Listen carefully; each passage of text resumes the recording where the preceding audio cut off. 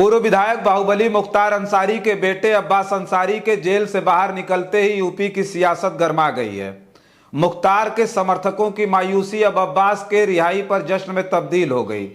कभी गरीबों मजलूमों के मददगार रहे मुख्तार की मृत्यु के ठीक 1 साल बाद जेल से रिहा हुए अब्बास को लेकर तरह तरह की चर्चाएं शुरू हो गई हैं। लगातार 31 महीने तक जेल की सलाखों के पीछे बिताने वाले विधायक अब्बास की रिहाई अब बीजेपी से लेकर ओम प्रकाश राजभर तक क्या प्रभाव डालेगी, इस पर विस्तार पूर्वक चर्चा करेंगे। नमस्कार, मेरा नाम रजनीश है और आप जन आदर्श भारत देख रहे हैं। कभी उत्तर प्रदेश की सियासत में बाहुबली मुख्तार अंसारी की तूती बोलती थी। 2 सगे भाई अफजाल अंसारी और मुख्तार अंसारी की राजनीतिक जोड़ी पूर्वांचल में किसी भी नेता और दल की तकदीर लिखती रही।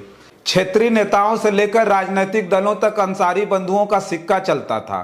पिछले साल 28 मार्च को मुख्तार अंसारी की मृत्यु के बाद इस सूबे में अंसारी बंधुओं की राजनीति के अवसान की कल्पना की जाने लगी थी, लेकिन मुख्तार के जीते जी अंसारी परिवार ने राजनीतिक विरासत अपने अगली पीढ़ी को सौंप चुकी थी। मुख्तार अंसारी के बड़े भाई पूर्व विधायक सुगतुल्ला अंसारी के बेटे मन्नू अंसारी मोहम्मदाबाद से 2022 में विधायक चुने गए थे, तो वहीं खुद मऊ सदर से मुख्तार की परंपरागत सीट पर उनके बड़े बेटे अब्बास अंसारी विधायक चुनकर सदन में दाखिल हो चुके हैं। परिवार में चाणक्य और गार्जियन की भूमिका में अफजाल अंसारी तीसरी बार सांसद चुन लिए गए हैं, तो माना जा सकता है कि मुख्तार अंसारी के जाने के बाद भी परिवार में सियासी रसूख बरकरार है। कहा यह जा रहा था कि मुख्तार के दिवंगत होने के बाद सियासी जमीन कमजोर पड़ जाएगी। ये फर्क उन इलाकों में उन निम्न वर्गों के लोगों पर पड़ेगा जिनकी मदद के लिए मुख्तार हमेशा खड़े रहते थे। इसका अंदाजा लगा पाना शायद मुश्किल होगा जो आने वाले वक्त में चुनाव में देखने को मिलेगा। भले मुख्तार अंसारी की भूमिका माफिया की रही हो, लेकिन क्षेत्र का गरीब, मजलूम, शोषित, वंचित आज भी उन्हें मसीहा के तौर पर प्रस्तुत करता रहा है।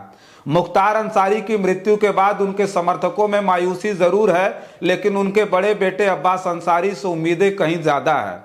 स्थानीय युवा नेता अभिनव सिंह बताते हैं कि गरीबों की मदद के लिए मुख्तार अंसारी इतना तत्पर रहते थे कि उनके रहने पर उनका घर यानी फाटक फरियादियों से खचाखच भरा रहता था।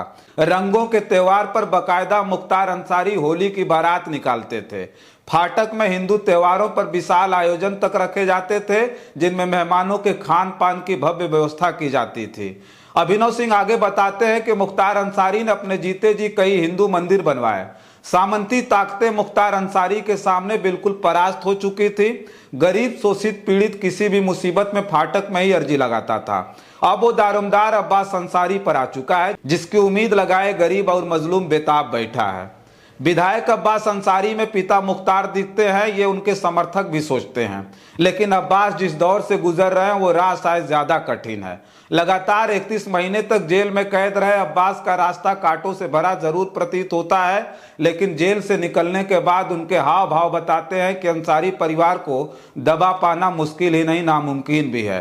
सबसे ज्यादा दिलचस्प बात तो यह है कि अब्बास जिस पार्टी के विधायक हैं, उस पार्टी के मुखिया ओम प्रकाश राजभर योगी की कैबिनेट में मिनिस्टर है। हालांकि अब्बास अंसारी पर कसे शिकंजे के बाद सुभाषपा प्रमुख ने उन्हें अपना विधायक तक बताने से इनकार कर दिया। सदन की कार्रवाई के दौरान अब्बास किस खेमे में बैठेंगे, इसे भी लेकर असमंजस है। हालांकि चुनाव में अपना नंबर ऑफ मेंबर बढ़ाने के चक्कर में राजभर ने अब्बास अंसारी को पीला दुपट्टा पहनाकर अपनी खूब हवा बनाई।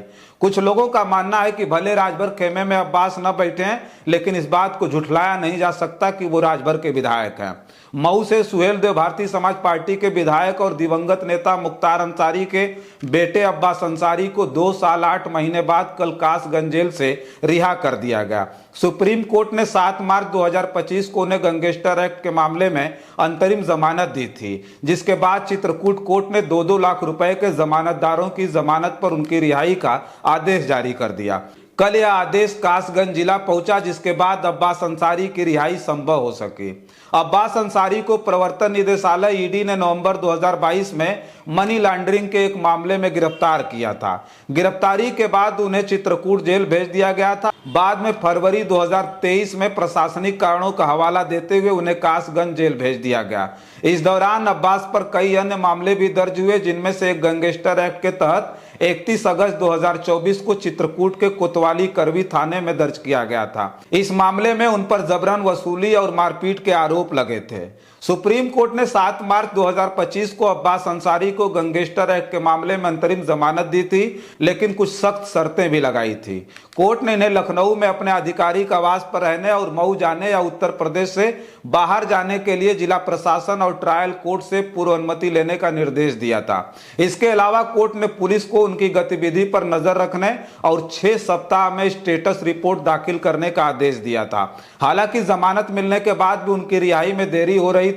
18 मार्च को यह खबर आई थी कि 11 दिन बीत जाने के बावजूद रिहाई का परवाना कासगंज जेल नहीं पहुंचा था। आखिरकार कल चित्रकूट कोर्ट से 2-2 लाख रुपए के जमानतदारों की जमानत के साथ रिहाई का आदेश कासगंज जेल पहुंचा, जिसके बाद अब्बास अंसारी को रिहा कर दिया गया।